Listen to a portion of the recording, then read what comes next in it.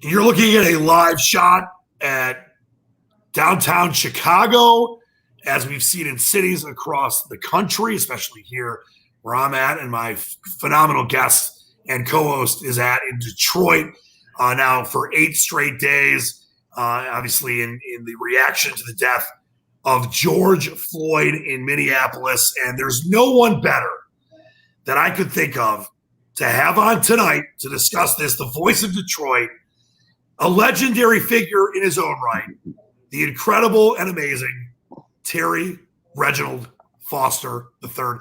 Terry, I can't say this enough, but I'll say it again.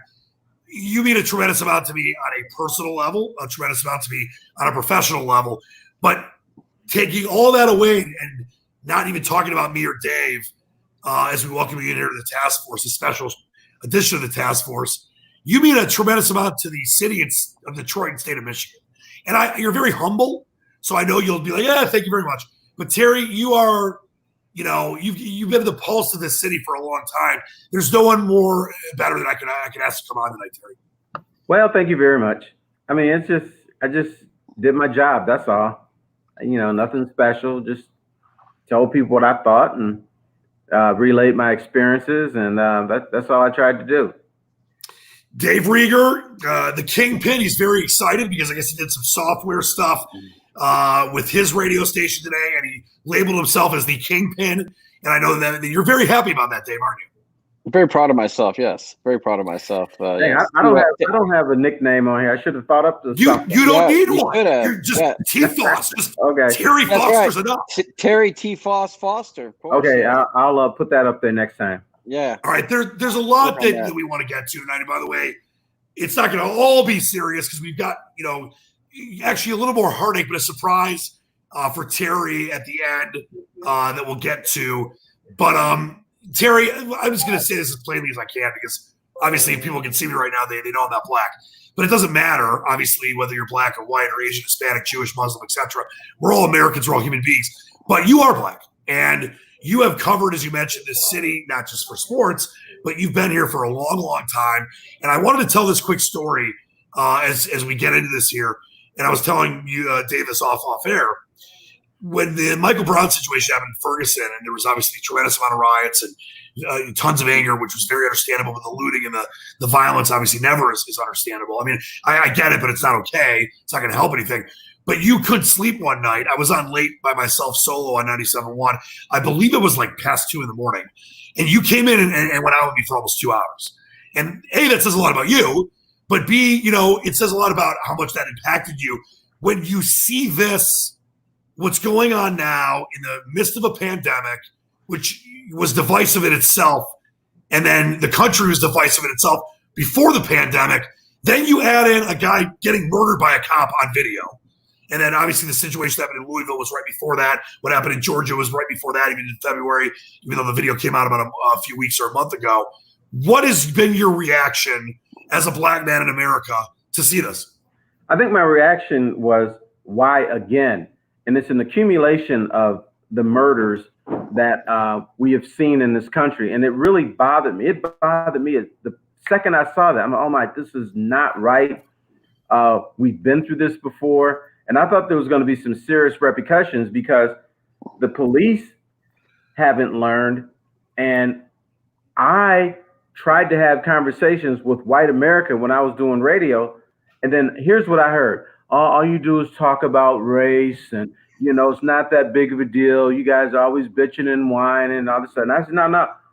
I wanted to talk about race to avoid something like this. I wanted to avoid another black man getting killed. I wanted to avoid the police being on the wrong side of this. I wanted to avoid the protests. I wanted to avoid the looting and stuff like this. But people didn't want to talk about it. Now, if nothing else, I'm a little bit heartened because when I see the protests, I see white people out there. I'm like, oh, damn. White people are starting to get it now that, yeah, we're pissed off and that this is a serious problem. I always got blowback like, if you get arrested, you get what you deserve. You take that up, you take that chance if you're arrested. But the last time I looked, selling pencils is not a death sentence. If he did this, passing a fake $20 bill is not a death sentence. So it really angered me. But you're coming from the perspective from a guy, and let me put this out there, that my father was murdered by a white police officer. And so that hurt me when I was a kid. It happened when I was 8 years old. The one thing that I was raised by my grandmother and aunt, and they always said, don't allow this to, make you hate police, make you hate white people. So they pulled me out of that. The other thing they pulled me out of, pulled me out of public school. They put me in parochial school for a couple of years. They wanted me just to get my head back together. They didn't want me to do anything stupid. So they helped me a lot through this also. But that really hurts. That hurt me, and sometimes it's hard to talk about that 4 or 5 decades later. Yeah, and Terry and Dave, I want to bring you there in a minute too. And I think you brought up a lot of very important points. And I was mentioning this. I was doing a podcast with our friend Dennis Fithian earlier today. We talked about this as well. And a former coworkers of ours, Martin Weiss, who you remember, African American guy, who's now on FS1, doing a great job. He popped into my birthday show, so we love Martin. He told me this one time when I was doing a show in the midst of, I think it was either Ferguson or it could have been Eric Gardner, one of those situations that there's obviously way too many of. And he said, and I actually get calls on this too, of people completely understanding what his point was because it happened to them. He said when he was young, his father gave him like a list of 6 things to do when the police pulled you over, you had an interaction with police, being a black man, whether it was put your hands right on the steering wheel, put your hands up, hold your hands in place, whatever it was, all these different things because he was black. Now, I said this to start the show. I am not black. Dave is not black. That doesn't matter. I'm an empathetic human being. So is Dave. So are so many people. And I want to kind of throw it back to you on this, that as we see these people coming together, and we talked about this before we started the show tonight, so many white people in Philadelphia, so many white people in Washington, D.C. I want to get back this Chicago protest on the screen for us here. So many white people and diverse, Hispanics and Asians and Muslims and every different kind of race and color and creed. That what is going to be the solution? Because we talk about this stuff when these incredibly disgusting and horrific events happen. It's like a celebrity because, with me being sober for almost 10 years now, obviously that's a place in my heart to help people in recovery. A celebrity dies from an overdose, we talk about it. Someone a kid gets snatched and it's a major story, then it goes away. This has been systemic and institutional racism in this country for centuries now, since it was founded. When you see this stuff of the white people and the black people and all different races and colors and religions coming together as we see right now in Chicago and cities across the country, what to you, and I know it's not an easy question or answer, but what's the solution? Because you, as you mentioned, have wanted to have this discussion, have had it in many ways, but unfortunately not enough people listen. What are some of the solutions that you think could help bridge the gap? Well, I think maybe we're in a period now where we can actually talk about solutions because everybody's listening now. Nobody's going like this. I don't want to talk about this. But one of the solutions I haven't heard yet, I'm waiting for a politician, any politician to say, all right, here's what I'm going to do to make sure this doesn't happen again. Let's talk about police reform. Let's talk about ways black people should act when they're stopped by the police and when they're confronted from the police. Because I admit that, they're afraid and they're, all kind of frozen. And sometimes they do lash out. But we need to figure out a game plan when someone who's black, particularly a black male, is stopped by the police. Because I think the police are afraid of us. And so they come in all swolled up like, I may have to reach for my gun. I may have to, do something to dispose of this. And the other thing that we need to do is, you have the saying Black Lives Matter, right? And so then whenever you say Black Lives Matter, here's what a white person does. Well, white lives matter, blue lives matter. They don't even want to hear that. But here's what I say. We already know that white lives matter. We already know that black lives matter. I mean, that blue lives matter. What we haven't figured out as a society is black lives do matter.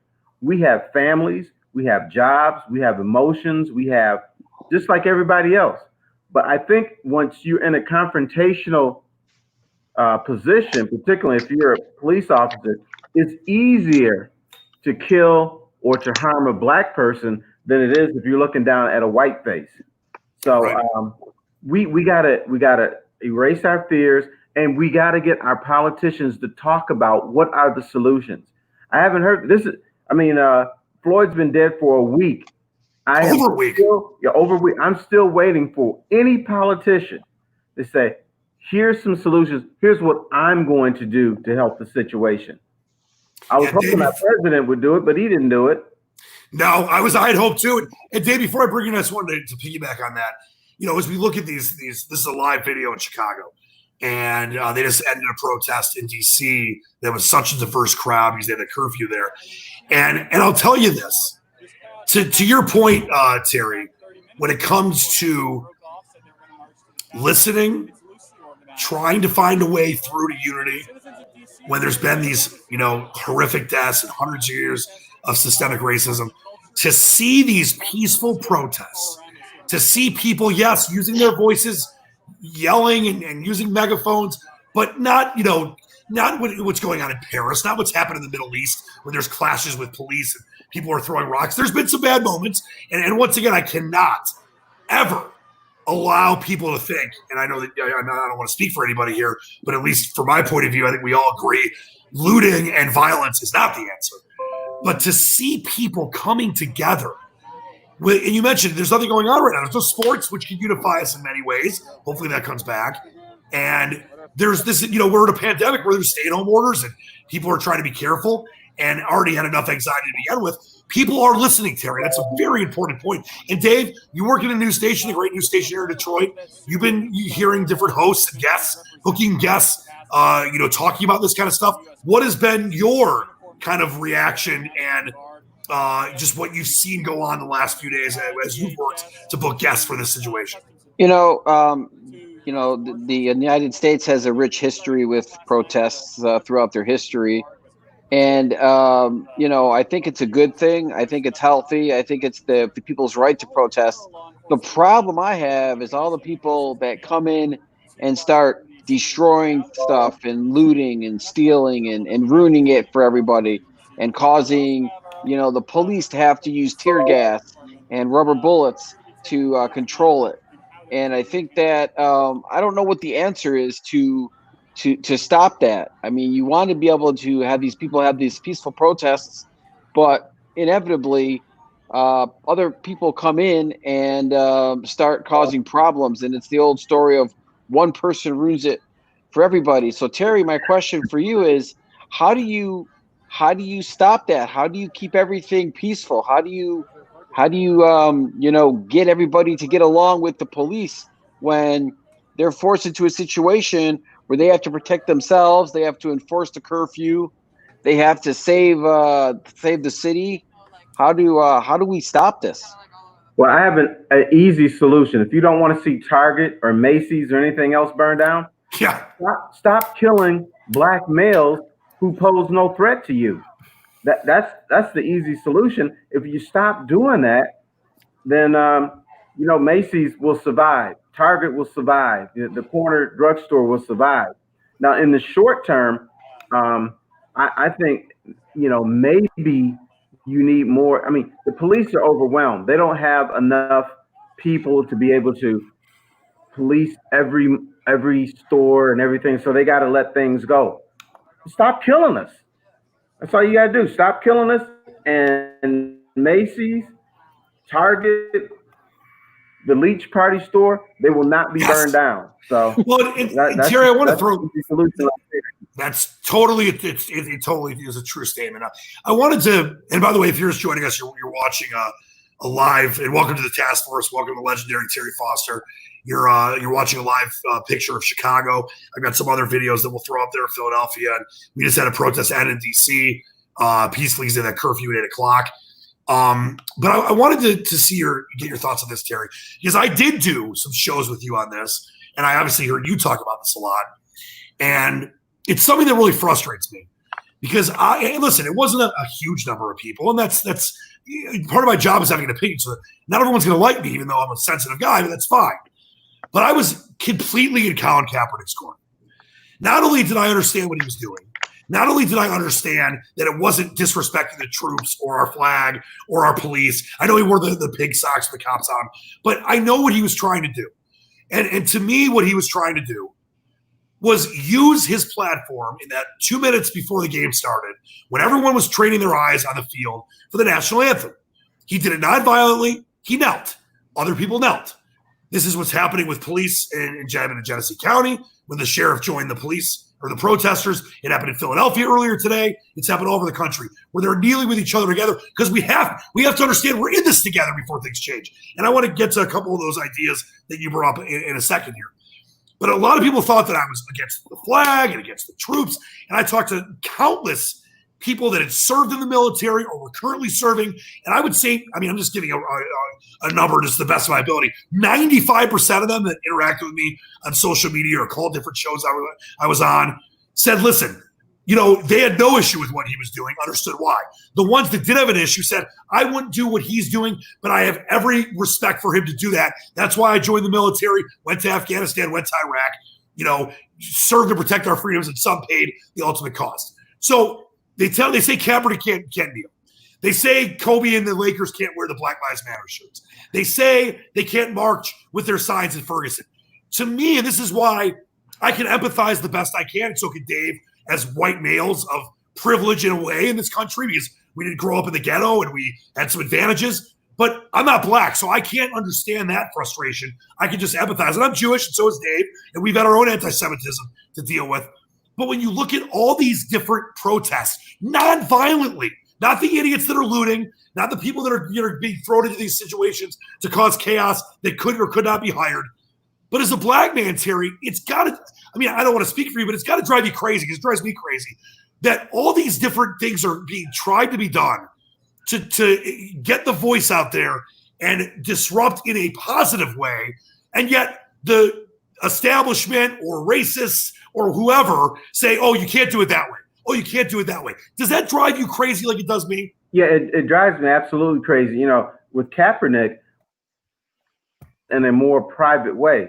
Well, if you protest him privately and nobody sees it, is that really a protest? Is he supposed to go in his backyard and kneel or something? Look, protest is supposed to be uncomfortable. Part of it's supposed to be uncomfortable because then you want people to pay attention to it. Colin Kaepernick did not kneel to disrespect the troops. The president put that on there. He went there because he's trying to bring attention to what we're going through right now. And so in the president said, well, he's disrespecting the flag. He's disrespecting the troops. No, it's not. You put that onus on him. That's not even true.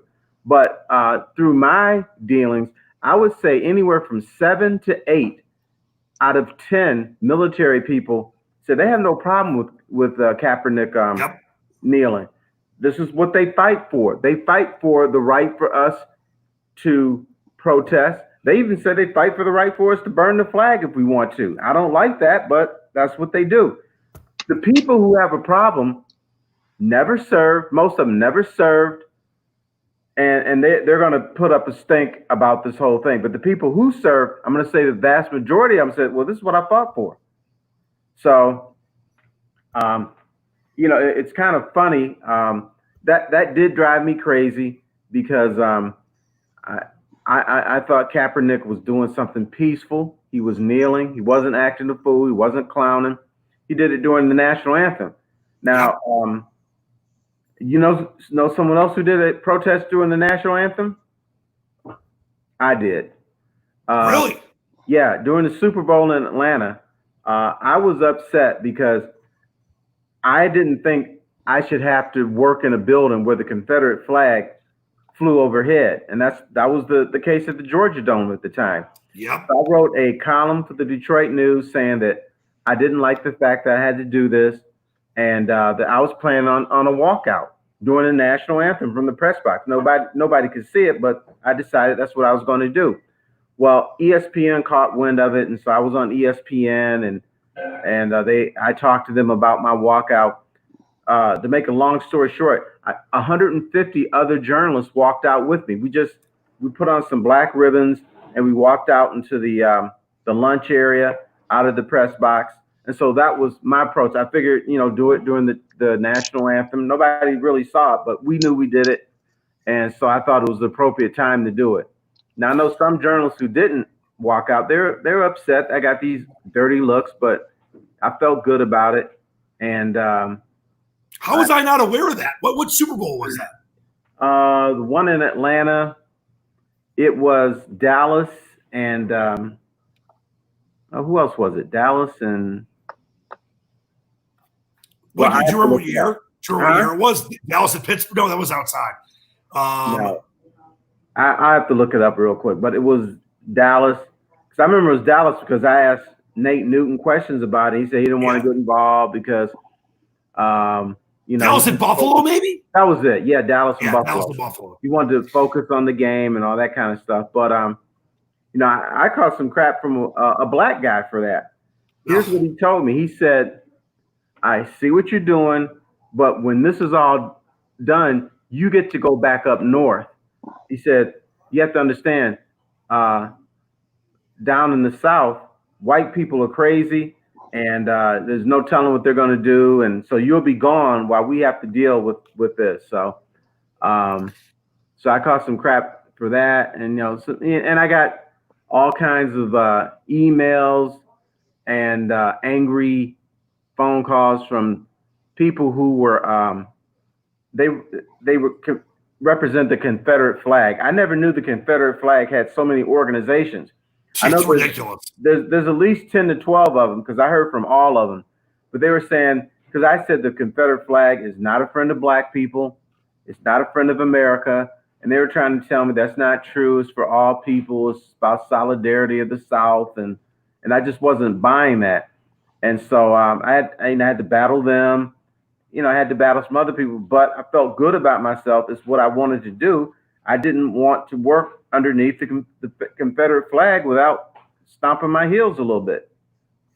Yeah, and by the way, I put this meme up that I shared on social media that was kind of the point that I was trying to make. I mean, you see the top, and obviously lighting police cars on fire and all that stuff is not what needs to – it's not helping anything. But when you look at all these other things that I brought up, LeBron, people saying stick to shut up and dribble. You see the Kobe and the I Can't Breathe shirts, Eric Gardner. Obviously what happened in Ferguson with Michael Brown. This is where I think, Terry, we can really affect change. It's not like – and I want to get your thoughts on this too, and then I want to bring David for a question that I have for Dave. Because we're not black, but we are. David's stroking that beard, so he's got. I also have one question for Terry too. When you're done there, Dave. Sure. Okay. Let me just bring this up. So, it's one of these things where, we are in this period of time where a black man was elected president 4 years ago. Right. I mean, obviously 8 years ago. You know what I mean? And boy, what a day that was. I mean, I went out and ran around in the streets. And I remember his speech, and Dave will love this. Invesco at Mile High, Dave, 80,000 people for the Democratic nomination. And I'm like, you know what? Obviously, we still have a ways to go. But boy, have we come a long way. And then you see these last 4 years. And I don't want to get political. People know. I mean, it's obvious now I tweet so much. They know where I'm at. But to see where we're at now in this current environment, not just because what happened with George Floyd, but boy, do we have a long way to go, Terry, but it doesn't mean that we haven't – maybe we haven't come as far as we thought we did, but it doesn't mean we can't build on the positives.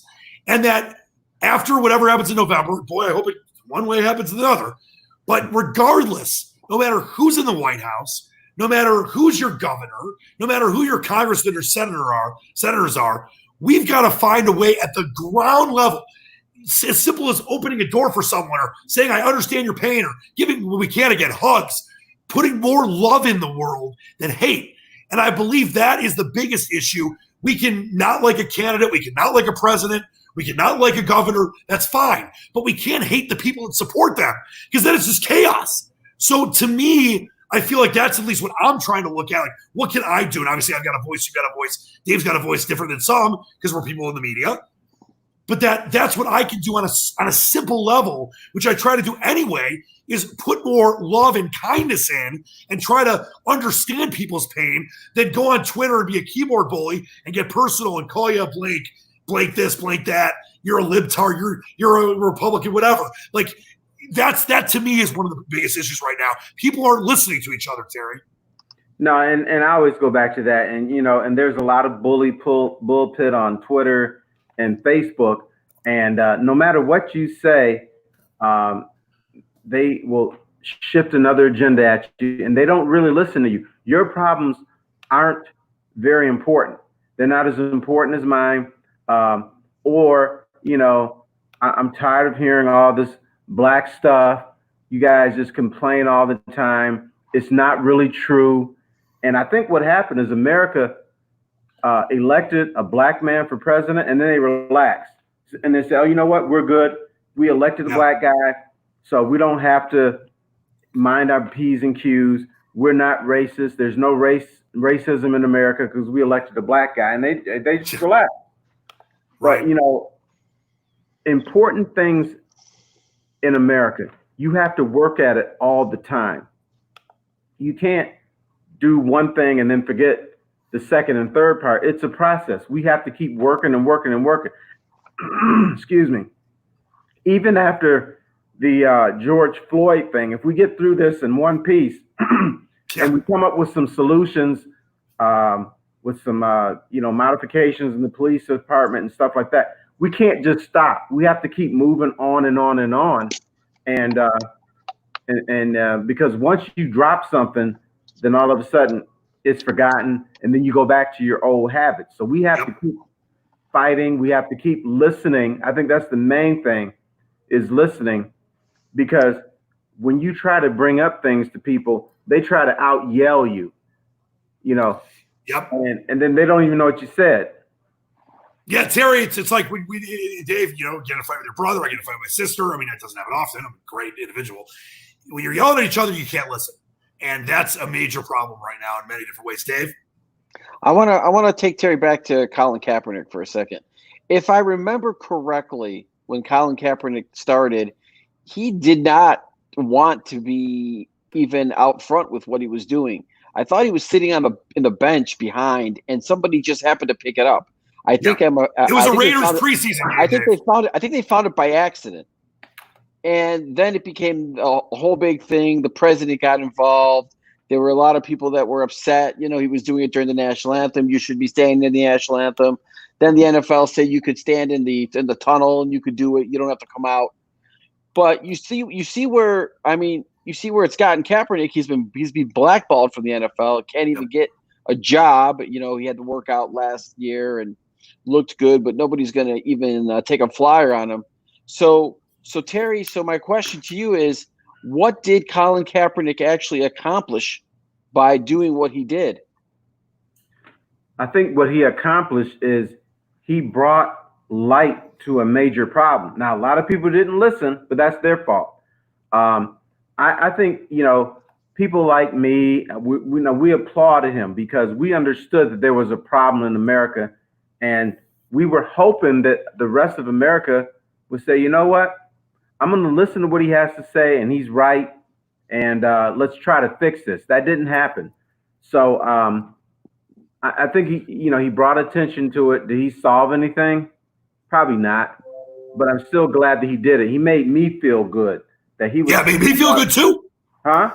It made me feel good as well. I know it was divisive, but he made some people feel good, because you have to bring attention to things some way, somehow, and so I think that was his accomplishment there. What was it worth ending his football career over? I think for him it was, because I think that's some things are more important than football. Some things are more important than a career, and I think if we had listened to him, some other people would be alive. So you got to take that. You got to take that risk. He's trying to avoid the George Floyd thing from happening. He's trying to avoid other people from getting murdered. I mean, I don't know that he knew what was going to happen to his NFL career because of and this. that's Dave. That's the problem. David Terry, that's the problem. The fact that he got blackballed by a bunch of white owners and one Arabic owner, who I guess was actually fine with him playing, Sean Khan in Jacksonville. The fact that he, like you asked the question to Terry, Dave, was it worth it? He should have had to worry about that. The fact that he got blackballed is part of the problem. And that to me, and once again, and I understand that, I'm not black, but it doesn't matter because I care. Dave, you care. And obviously, Terry, you are living this. You are an African-American man. Your family's African-American.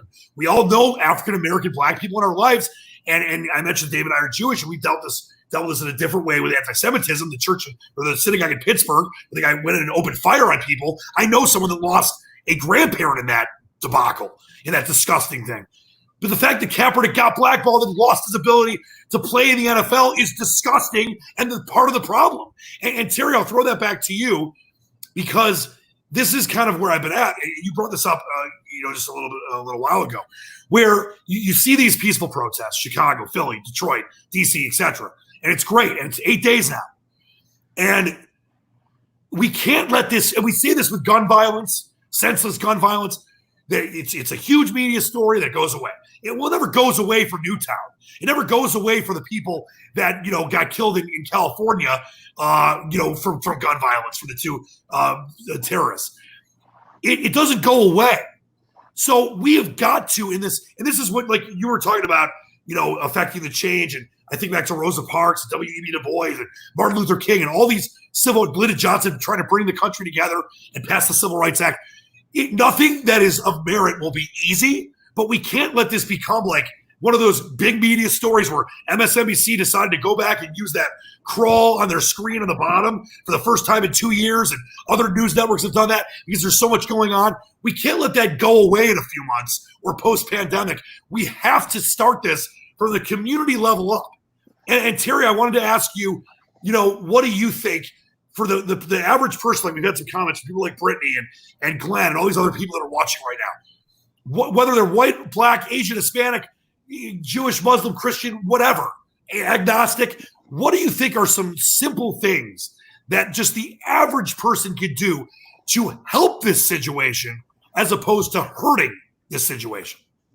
I guess I go back to listening again, that when you have a conversation with somebody, that you listen and then you try to do your little part in the world to try to help the situation.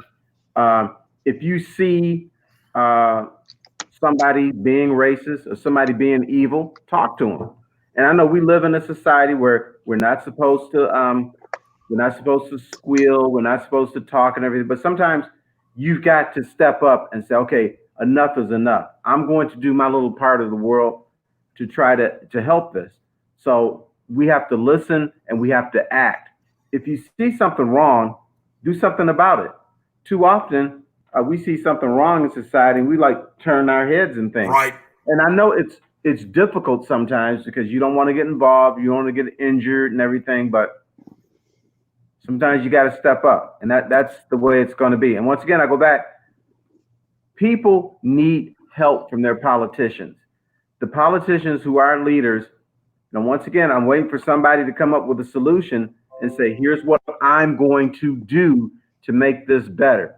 And once somebody does that, then I think the rest of the public can follow suit. At least you'll have a game plan and say, you know what, here's what I can do. Here's what I can vote for. Here's who I can vote against or whatever. So I think we need that. I think we need a politician to step up and kind of help us, kind of guide us, because we don't have the answers, because we're cooks, we're electricians.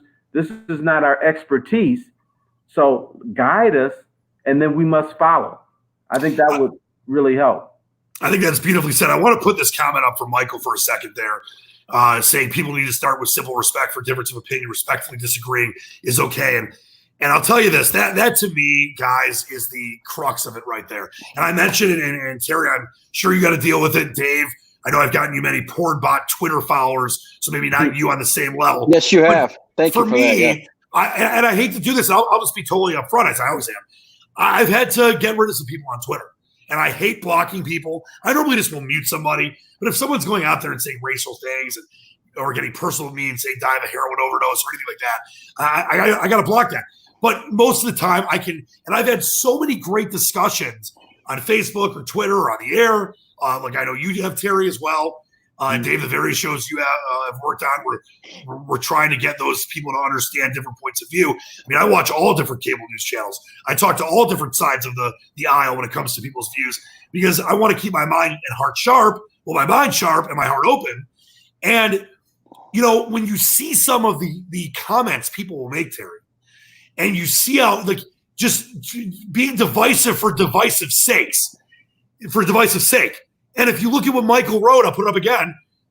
If we could just, we might be able to disagree. Like, we might disagree with you at a certain point or issue or politician or whatever. But if we can be respectful and try to understand, like, you know, it's not like the greatest basketball player ever is Michael Jordan. No, it's LeBron. Like, you can have a different opinion. People don't say, oh, you're a fool, you're stupid, you're a hack. Sometimes they do. But when it comes to this, like, real life situations, life and death, George Floyd was murdered on video. I mean, what happened in Georgia, it was caught on video. They hunted the guy down. So if we can find a way to at least start to try to be respectful of each other, disagree, but understand and listen, like you said, Terry, I think that's going to really change the game and make things better. It's going to be a long and at times frustrating process. But if we don't start with at least respectfully disagreeing, I think there's no chance of anything changing, Terry. Well, you're right, but it's actually getting worse, because now people who are not trained in expressing their views and thinking things out and forming an informed opinion that's filled with facts, more and more of those people can yell at you on Facebook, Twitter, right. Or they have all these platforms. You know, sometimes they can be just as powerful as the New York Times or the Washington Post.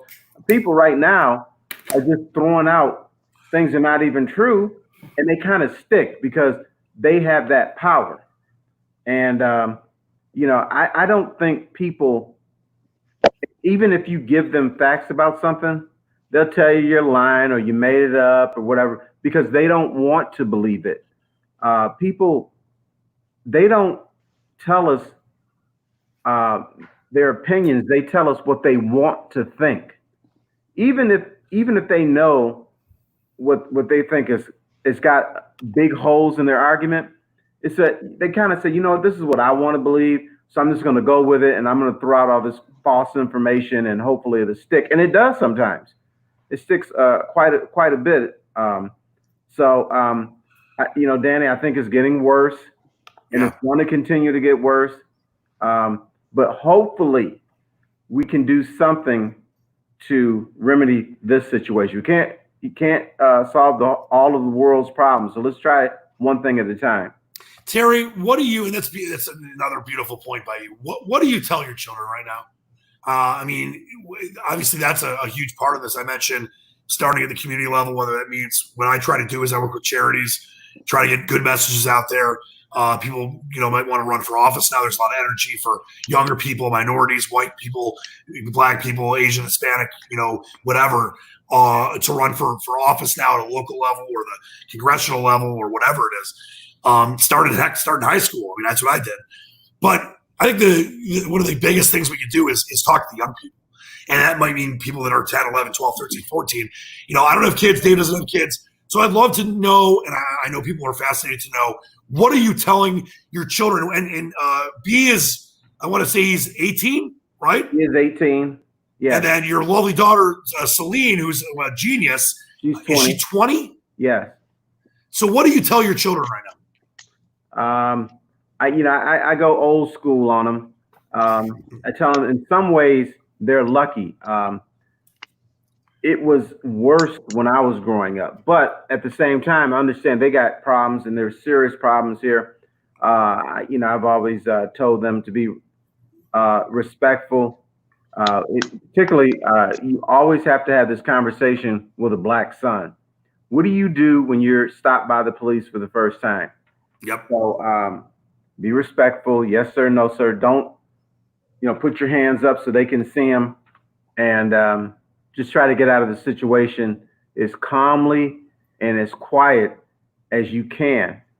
So that's the main thing there. And I have a rebel rouser here. I say that jokingly with Celine. Celine wanted to go into politics. At least she talked about it. I'm like, and I thought about it. I'm like, that would be neat, but I don't want that to happen because I don't want to be online or on a show and then someone says, "Oh, that's Celine Foster. She's a real bitch and she did this and I hate her and I hate her and hate what she's doing." I couldn't stand it because that's my girl. Right. Well, I was kind of hoping she wouldn't go into politics, but if she does, I'll support her, vote for her, and be her campaign manager. But I thought it would be tough for me to handle because grew up and changed her diaper. This is my little baby, and you're over here talking about her, and because it can be rough. I did sports, and people talked about me like a dog. Right. And I'm sure that happens the same with you, Dan, because people now, they have gone beyond arguing. They're just mean. There's a lot of mean-spirited people out there. And I'll tell you a story because as a lot of you know, I got sick 3 years ago. I had a stroke. I was really worried if I was going to be able to talk and walk and what was going to happen to me. And I'm not 100% today, but I'm doing the best I can. You sure look great. Well, you said to all the guys, but thank you. But I remember, I think I mentioned on the air, I mentioned on somewhere that I actually had 2 strokes.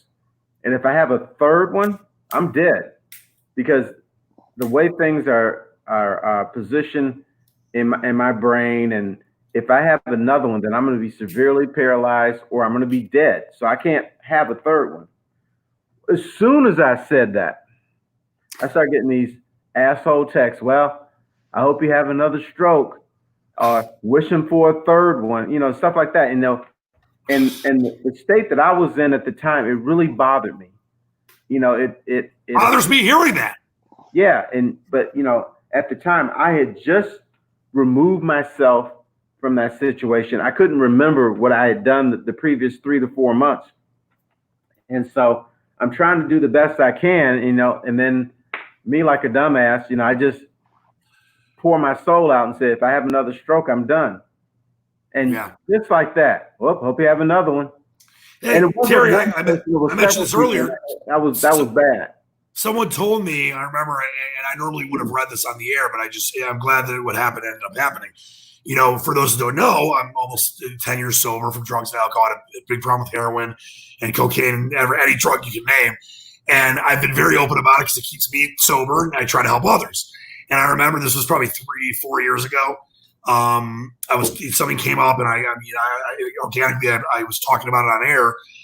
It wasn't like anyone had died or something. I think I just brought it up for some reason. And someone texted in, I hope you die of a heroin overdose. And I, like you said, I got angry. Like, I don't normally let that bother me, but I'm like, who would say something like that? I'm trying to do a show to help others. And whether you agree with me on my Matt Stafford love or you think I'm an idiot on the Red Wings, that's fine. We can disagree on that and have a discussion and rap back and forth. But to say, I hope you die of a heroin overdose. But Terry, you've done so many different times in your career, radio and print and otherwise. And I have always tried to do, it turned into a positive. I said it on air. And for the next 2 hours, we had an open discussion about people struggling with addiction. A guy called in and said he was estranged from his son for years because he was using. And then all of a sudden he took him to a Pistons game. And his son said, Dad, this is one of the great days of my life. I love you. And it got him to get sober. So there's ways to spin this. And I love what you said about what you're telling your kids.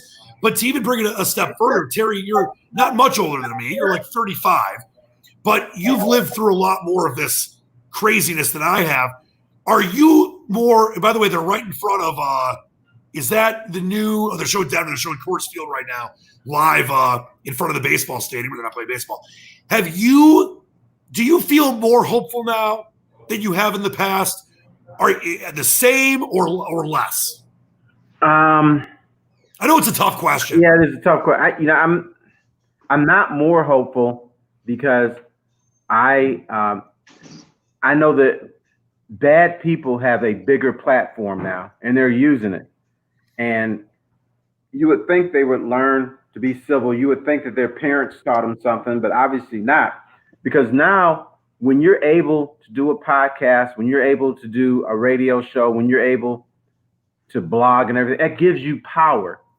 Yes. So I don't think some people know how to use the power. Yeah. Because, it's just, they don't have to face anybody.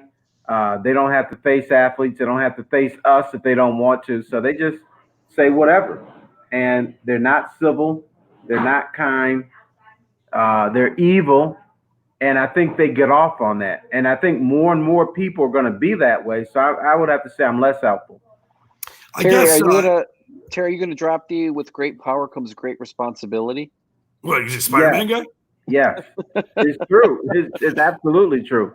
Well, Dave, before I go back to you, I wanted to throw this in there, and listen, I'm younger than both of you guys. I'm the youngster on the crew here. But I just turned 30-year anniversary of my bar mitzvah, so I'm not that young. So figure that math out. But as we look at these pictures from Denver, we saw Chicago earlier. We've seen Philly. We've seen here in Detroit. By the way, I just saw a tweet from our man MLL Rick who said it looks like there might be a little bit of not a standoff, but there could be some possibility of issues in Detroit right now. We'll monitor that. But I mean, for the most part, they've been peaceful, except for when the guy got shot and killed. Someone trying to run over a cop. But there's no room for that. There's no need for that. And it's important to try to confront this situation with violence and looting. That's not going to help anything. But the voices and the protests, that's as important as it possibly could be. But I look at it where you see these people around the country galvanized, young people. Terry, we were talking about this earlier. And Dave, white people, tons of white people. And you said this, Terry, before we got on air today, that you normally wouldn't see that many white people involved in this situation. So to me, when I ask myself that question, am I more hopeful? You guys know me. I'm always hopeful. But I think this is one of those push button moments, push pin moments. You have a cork board. You remember when Michigan won the national title. If you're a Michigan football fan, you remember your Broncos slap when they won the Super Bowls. You remember the '68 Tigers. This is a push pin moment in history where you look back throughout your life and you knew this could be one of those important cruxes of time in our history. And that's why I'm hopeful, because I see these protests, Terry, getting bigger. I see them getting more diverse. And I see police kneeling with the protesters. I see people saying, what is it going to take? What can we do? I don't know if you guys saw the video that went viral of the black woman. I think she was in her 60s or 70s.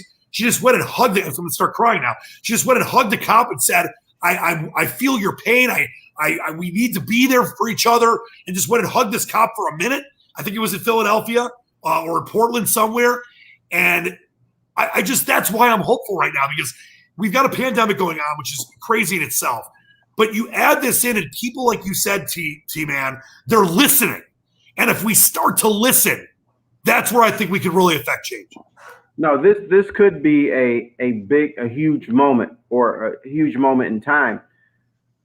If people are still listening 2 weeks from now, if they're still listening a year from now, unless they go back to there you go, complaining again, I don't want to hear it, blah, blah, blah.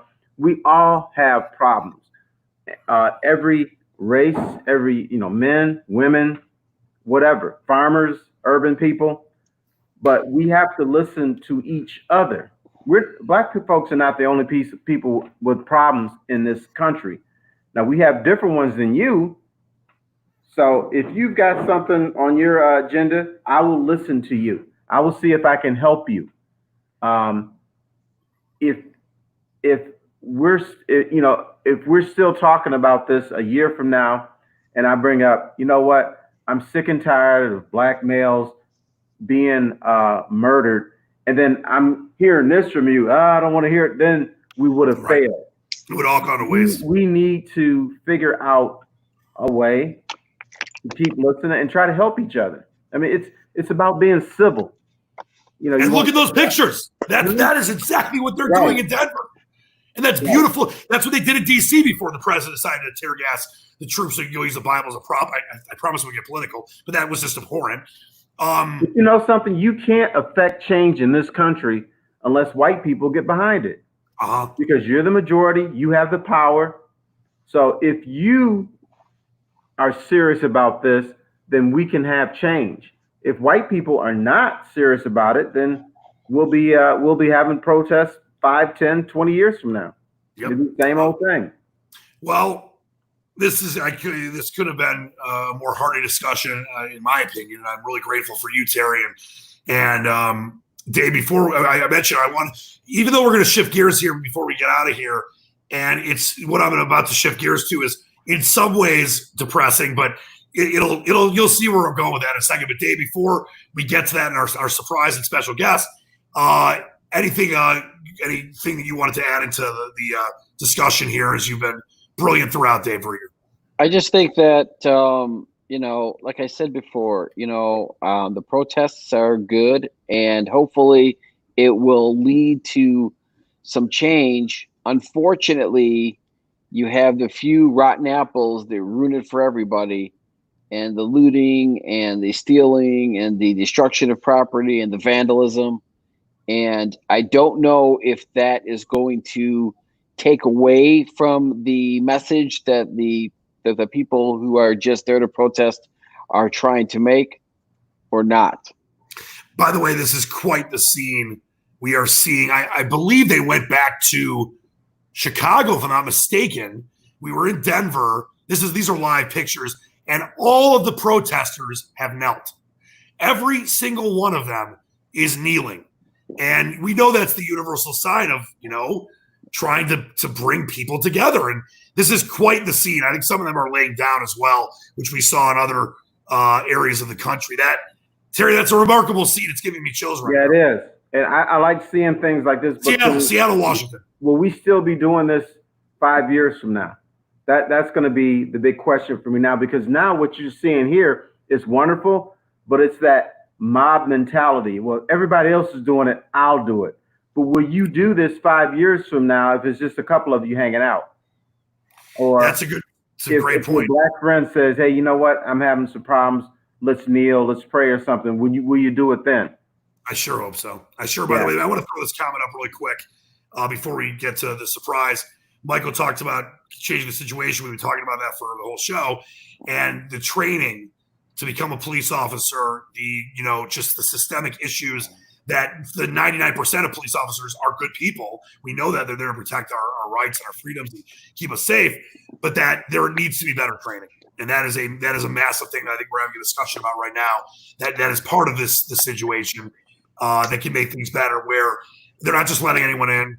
That there's I love I know it's a buzzword now, but I'm a fervent anti-racist, and we need to make sure that goes to training in these different departments, especially in areas where there's a lot of racism. Mississippi, Alabama, all due respect to those states, it's a lot worse down there than it is in Michigan, but it doesn't mean it's not bad in Michigan. So it's still bad here, man. I'm telling you. I tell you what, when I saw the protest at the state capitol in Lansing, that was scary to me. Super scary. You can protest, but I saw the assault rifles, the Confederate flags, all those stuff. To me, that's scary. That is not a group of people I want to hang out with. That's not a group of people I don't think that would embrace me. So I we got problems up here too. Yep. And by the way, Court just wanted me to mention this as a veteran. Veteran suicide is a problem. I wouldn't say no one cares, Glenn, but that's definitely, as I've talked to many of you about, mental health is a major crisis in this country. We've got to focus on that as well. A lot of things to tackle, but let's do this. And I mentioned, even though this will be a little depressing to some, it was still an incredible moment.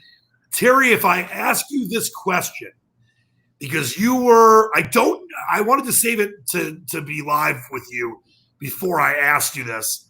Do you know what happened literally 10 years ago to about 45 minutes from now? 45 minutes to now, 10 years. 10 years ago to the night.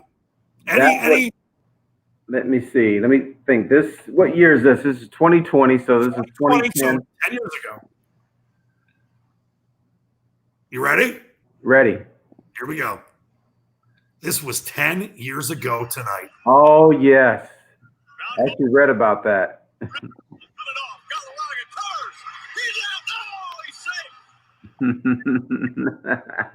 Heartbreak, Jim Joyce. But you know what? If Jim Joyce makes the right call, we don't talk about this as much. No, but it would have been like the 21st, I think, perfect game ever. I know everybody's feeling like this, like, oh, like, holy smoke. I couldn't believe that. I thought Jim Leland was going to really go off on him, but, Jim Leland was pretty cool in this situation.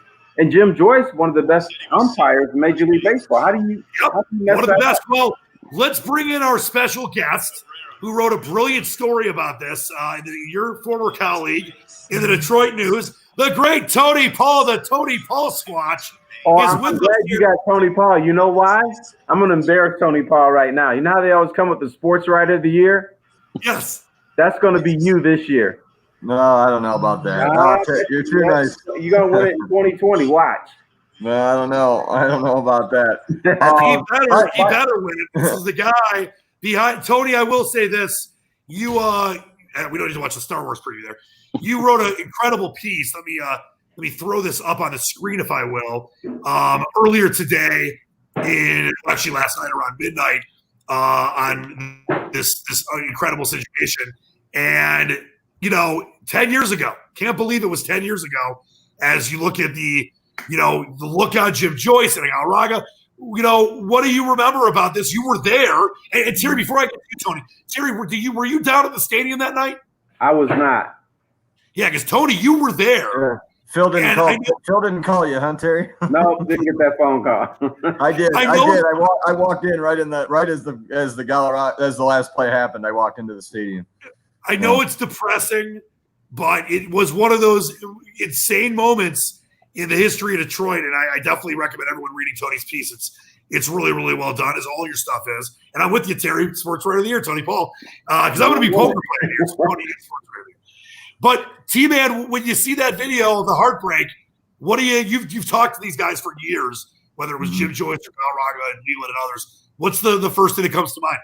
Well, the first thing you mentioned 10 years ago, it was like 10 years ago, like 5 minutes ago. Like literally, this is right when it happened. Because do you know how long that game lasted? So I'm going to guess 2 hours and 2 minutes. No, it was hour 44. Hour and 44 minutes. The Tigers. Wow.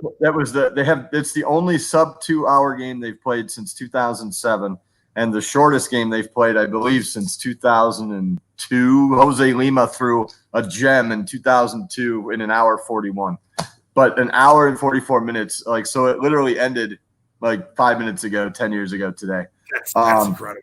But I was a youth. They used to have 2 hour games all the time. I know. I heard back in your day. I know that was when you walked to school uphill both ways, right, Terry? Hey, we had to walk in the winter. Hey, smartass! The World Series games were done by 5:30 p.m. I know. There was still, I think there might have been sunlight when the '84 World Series ended. Right. You can make the state edition. Yeah. No, there's a lot. That play. Just watching that play, went back and watched the whole game, and there's a lot of things that stood out in it that I had forgotten about. Brandon made a really good play early in the game. There were other instances where it could have been broken up, but I went back and watched it, and it was just such a special night. And I'm disagreeing with you, Dan, and agreeing with you, Terry, in that I think this was the perfect ending, and I'm glad. I'm almost glad that it ended up like it did, because you're right, Terry. No one talks about Dallas Braden around the country. No one talks about Phil Humber, but they do talk about Armando Galarraga. Jim Leland told me that he's received 50 phone calls from reporters in the last month, and he frankly told me he was sick of it. Jim Joyce, the same thing. Jim Joyce and Armando Galarraga did every single interview. They were doing interviews before I talked to him, after I talked to him. No one talks about it if this didn't happen, but not just because of the missed call. It wasn't even about the game, which was so interesting and special, and how good he was. His fastball was great. His slider was great. The defense made some good plays behind him. The Austin Jackson catch, one of the best catches I've ever seen. But it was all the aftermath. It could have gone one of two ways. It could have been a disaster, and it could have been this, the Tigers piling on and Galarraga throwing a fit that he didn't get his perfect game, or they go the other way. And Armando Galarraga, amazingly, doesn't say a word when Jim Joyce misses the call. All he does is smile. Jim Leland came out to ask Jim Joyce about it, but didn't go ballistic. The only real tension there was out of that whole situation was from the fans after the game for a little bit, and the Tigers after the game. After they had seen the replay, there was some jawing with Jim Joyce. But within an hour, the forgiveness that happened. And I think it's kind of nice to talk about this story and this game with what's going on right now. And I'm not going to make it up to be this huge, it's a sports story, okay, at its roots. But it's also a story of understanding and forgiveness and empathy and humanity and goodwill. I mean, all these things come into play because of the way Armando Galarraga reacted. Because all the things we don't have now? Is that what you're talking about? Exactly. And that's what we need. And that's why I really kind of enjoyed and almost needed to write this story this week, because I've been glued to MSNBC and CNN late at night, just wondering what the hell's going on, and to kind of take a break and write this story and to talk to people. I mean, such a perfect ending. And when bad things happen, and they happen to all of us, it goes one of two ways. It's how you handle it. You either, understand that and you make the best of a bad situation, or you fester with it and it nags on you and it gnaws at you. And then, what good does that accomplish? Armando Galarraga took this in this whole different direction, and it became this great story. And then the next day, Jim Leland sends Galarraga out to hand out the lineup card before the game to Jim Joyce, who was doing the plate that day. Leland had this down to a science. Leland knew the minute that Jim Joyce came out of the tunnel, the boos were going to start from the fans. He told Galarraga, I want you to take your first step onto the field the minute Jim Joyce takes his first step onto the field, because Leland knew that those boos would quickly turn to cheers, and that's exactly what happened. And then from there, I mean, look, Galarraga even told me, he's like, look, I got a Corvette, which Justin Verlander talked him into upgrading, of course. Easy for Verlander to say with his big pockets. But, he got a Corvette. Those two guys went to the ESPYs. They're forever famous. It's been a good situation for Galarraga. Jim Joyce told me, it's been good for him, and it's been okay for me. It's not the end of the world. Jim Joyce knows that, when he retired back in, 15 or 16, the first line in every story was about this game. And when he, one day, hopefully a long time from now, passes away, the first line in the obituary is going to be about this game. But it's not just about one call, a blown call. It's about what happened afterward. And in this country with what's going on right now, I just think it's a great time to just look back and realize that this could have gone one of two ways. Yeah. And it went the way of humanity. And with everything that's going on, it was really cathartic for me to be able to sit down and talk to these guys over the last several weeks, and to sit down and write this story just because, it's such a positive story out of a rotten situation. Because, at the time he would have had the 21st perfect game, whatever. I will say this. There's only been 13 guys who have had a perfect game broken up with 2 outs in the ninth. So it's actually more rare anyway. Right. And by the way, 2 of those are Tigers. Some Tommy Bridges back in the 30s. Yeah. Terry, you saw him pitch. And Terry was his best friend. And threw a shot at me. You look great, Terry. You look great, by the way. I'm glad you do. He does. But you do remember the Mill Wilcox game. I remember that. Yes, Terry Harrison, the pinch hitter. But so there's little factoids like that. But just how it all resolved itself within a matter of less than a couple hours, really. When Leland went over to Jim Joyce's locker room, and they had a cigarette. Leland had Marlboro Red, and Jim Joyce had a Winston Light. And they had a cigarette, and then Jeff Jones comes over, the bullpen coach of the Tigers. He played with Jim Joyce at Bowling Green. And then, Jim Schmeichel comes over, and he offers to drive Jim Joyce home to Toledo because he stays with his mom in Toledo when he does games. Jim Joyce and Schmeichel's like, I'm driving you. Jim Joyce said, no. And then finally, Dombrowski comes over, and Jim Joyce says, can you bring Galarraga over? Dombrowski goes and gets him. Galarraga comes over. They barely say any words to each other other than Jim Joyce just says, Lo siento, which is I'm sorry. And Galarraga pats him on the back, and that's it. And it's over. And it becomes this story, of just goodness. That's what I love about this story. And I love 2 quick things. I love how you your tweet on the story. Please check it out at Tony Paul 1984 and on deadnews.com. You said the catch to the call: chain smoking a Corvette, tears and chairs. One fateful night that changed the lives of 2 men. And you said that so beautifully about how there's just such a connection and parallel to what's going on now that we could go one way or the other with what's going on with these protests and the situation, the vitriol and anger and frustration on both sides of the issue, even though there really is one side to be. And we could go one way or the other. And I hope we go the right way. By the way, one other factoid, which I know you know, Tony. You mentioned the Bill Wilcox game. Did his son also break up JV's no-hitter with 2 outs? Jerry Harrison Jr.? Wasn't that the connection? Is that true? I know that Jerry Harrison Jr. broke up someone's no-hitter. Well, Josh Harrison broke up Verlander's. Yeah, maybe it was a different. It was somebody. Was it Max Scherzer? Maybe. I know that Jerry Harrison Jr. broke up somebody's no hitter. I thought it was one of the JV one hitters, but I could be wrong. But just incredible though, and it's a great piece, Tony. And I wanted to do this before we go. I want to say one thing really quickly. The Athletic, Cody from the Athletic, and Anthony from the Free Press also did big stories on this, and all 3 stories were completely different. They all have just a ton of different information and a ton of different perspectives, totally different angles. So check those out too. I mean, it's just a fun night to dive into. I mean, it really was a special evening. And again, Terry, you're right. If he throws the perfect game, we'll still do anniversary story at the news, but no one in California or Florida or Maine or wherever around no baseball fan, outside Detroit or Michigan gives a rat's ass about what happened. Now they're talking about how are the interactions with editors now at the Detroit News now that you don't have sports? Because I read the sports section, it's looking back or, the top 10, whatever, or here's what could happen and blah, blah, blah. How are things going with editors? Are they coming up with the ideas? Are they allowing the sports writers to come up with ideas? It's a lot on us. It's more on us than it is. We don't have as many editors as we used to. We don't have as many reporters as we used to. But it's different. When this first happened, a couple months ago, when it was in its early stages, I've never been busier for 4 or 5 weeks. I mean, because you're following the fallout and the impact and, the colleges and pros, and there's so much going on. I will say at the news, I feel like we've done a pretty good job of limiting the laziness, if you will, because we've done a couple of, Wojo's written a column about some of the great moments in sports history.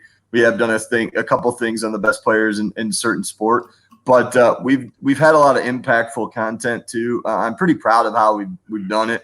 It's been a tough time. I mean, but there is still stuff to write about. I mean, you look at the stories Angelique's done, the former Michigan players who are cops, who are on the front lines in hospitals, who are, she's done amazing work on her beat. And so I feel like we've done all right.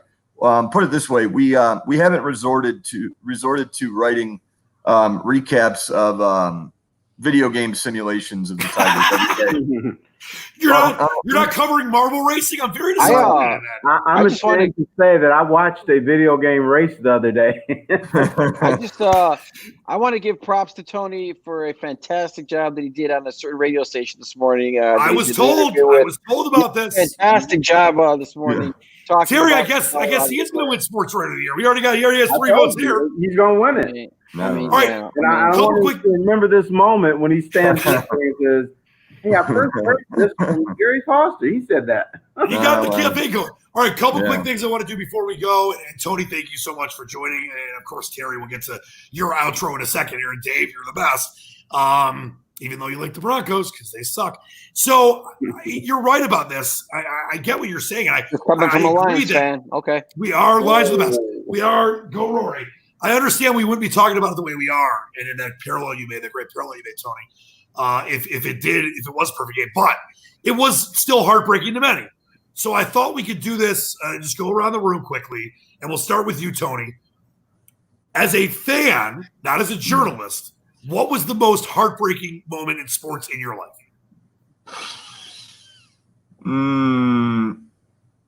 Oh, God, I haven't been a fan for so long. But you were when you were a kid. I was, but there wasn't a lot of heartbreaking moments. That I wasn't much more than a baseball fan growing up. So the Tigers won the World Series when I was 5. When Kirk Gibson when he left the Tigers after 87, I guess, I was a huge Kirk Gibson fan, and loved him, and so that was pretty rough. Even though I'm not much of a fan anymore, that game 2 in Boston in 2013 was pretty difficult to stomach, because I would like to see the Tigers win a World Series in my adulthood. I was 5 years old when Larry Herndon made the catch in 1984. So that was, if they win game 2, I'm pretty sure they win the series. That was the best. I still say to this day that 2013 Tigers team of their recent heyday from 2016 to 14, that 2013 team was by far the best team they had. Better than Scherzer says the same. Yeah, so does Leland. Yeah, and so I felt like that was the one, and so that was pretty difficult to stomach. But growing up, Gibby leaving town was difficult for me as a kid. You don't understand that stuff. Of course, and I always tell this story too. And Dave knows the story. And Terry might have been there. I don't know if you were at Jeff Ringer's house that night. So game 2, I just started at 97.1, and I'm terrible at directions anyway. So we went to watch game 2 at Jeff Ringer's house in his basement, and I got different directions back to the station. I didn't do the post game, so I kind of had to leave, shortly after that happened. I think on the way back to the station, I hit a dare. So I blame Jeff Ringer for that. Big Poppy breaks our hearts. No, the count doesn't catch Jordan. That sucked. That's a good one. Dave, what about yours? I bet you it's when Manning's butt fumble in the Super Bowl. First, I don't think he had a butt fumble in the Super Bowl. I'm going to call it a butt fumble. But I will say one word. Yeah, but who was the center though? Who was the center? I don't know. It was ex-Detroit Lion Manny Ramirez. Yes, so the Lions were the ones that cost us the Super Bowl. Anyway, one word for me it still to this day haunts me is Raheem Moore. If you remember the game against the Ravens, yes, in the divisional playoff, Two words. Well, 2 words. That's my sports right of the year. But yeah, to this day, it still haunts me how in the world that happened for the Broncos to lose that playoff game. I don't even know. I don't even know what you're talking about. That's how that was Flacco. Was it Jones? It was like Jacoby Joe. Yes, I remember that play. I think I had money on Mary to tie the game. Then Peyton Manning throws an interception in overtime. Okay, I'm already bored with that story. I want to get to Terry's. Terry, your most heartbreaking sports. All right, I'm a little ashamed of mine because it involves the Detroit Lions, who I can't stand now. But I was a kid. I was going to go out. We were going to play some. I don't know what we're going to do. We're going to play some street football. We had everything planned. And the Lions are playing the New Orleans Saints. And, we're going to go out. The Lions won the game. And we're going to be happy and everything.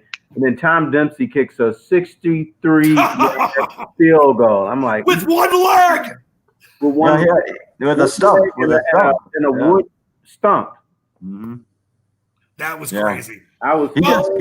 He just died, didn't he? Yeah, he just died in the last 6 months. Was that Lombardi who was standing under the goalpost when that kick went through? Because Lem thinks he's going to catch it and go back for a touchdown. Yeah, that I wasn't alive for that, but even I know that. I've seen the video way too many times, and that was the record forever until Jason Elam and Matt Prater time. For me, it is Broncos, by the way. Yeah, screw the Broncos. For me, it's a Lions memory as well, and it was the closest we've ever been to the Super Bowl. I was 12 years old in 1991. We had a big party at my friend Jason Lefton's house. Chris Berman on NFL game, whatever they called it back then, put the sweatshirt on of the Bills and the Lions in the Super Bowl, and the Swami's always right, and then they got their ass kicked again by the Redskins. I was depressed for a month. That was by far the biggest. I cried after that game. I'm not embarrassed about it. That was the one. I could have sworn you were going to say the trouble with the snap. That's up there too. But that wasn't for a title. That was that was a big game, though. That was a big game. It was huge. Yeah. I thought you were going to go Sterling Sharp.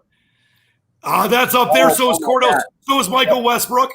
Let me tell you, I was covering that game, and I was talking to the DBs in the Lions locker room, and I said, "Well, what coverage were you in?" A couple of them said we were in cover 2, and they said, "No, man, we were in cover 3." They didn't even know what coverage they were in. Was that William White? Yeah, William White. Actually, that was one of my guys. He said they were. I think William White said they're in cover 2, and somebody else said they're in cover 3. And so bad.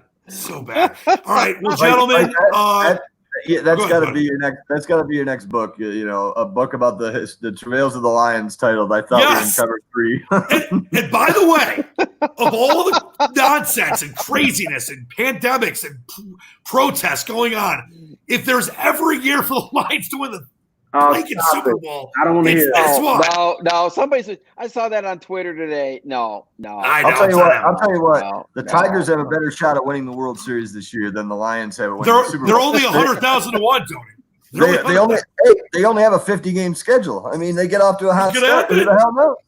I want to thank all of you. This was a beautiful show. And Tony, thanks so much for coming on and talking about the Galarraga article. Check it out at Tony Paul 1984 on Twitter and DebtNews.com. Dave, you know how I feel about you. You're my guy. And Terry, a beacon of love, a voice of Detroit, a legendary figure. You added so much to the discussion today. And Tony, I want to thank you again. Thank you anyway. I appreciate it. You did. Can I just say really quickly that sure. I listened in before I came on, and Terry, that was some of the most insightful stuff I've heard. And I've watched all the networks, MSNBC, Fox News, CNN, every night, late into the night. And that was some of the most insightful analysis that I've heard about this whole situation. So kudos to Tony. And Tony, I got to give you a shout out. Me and Tony went live Friday night when everything was starting to get crazy.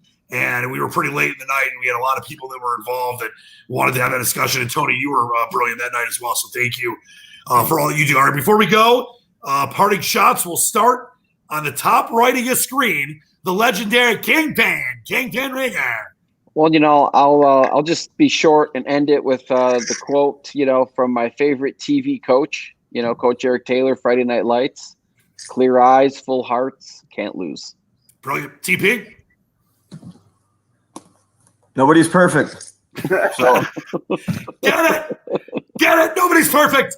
Terry Reginald Foster, the legendary figure in many lives. Why can't we all get along? How about that?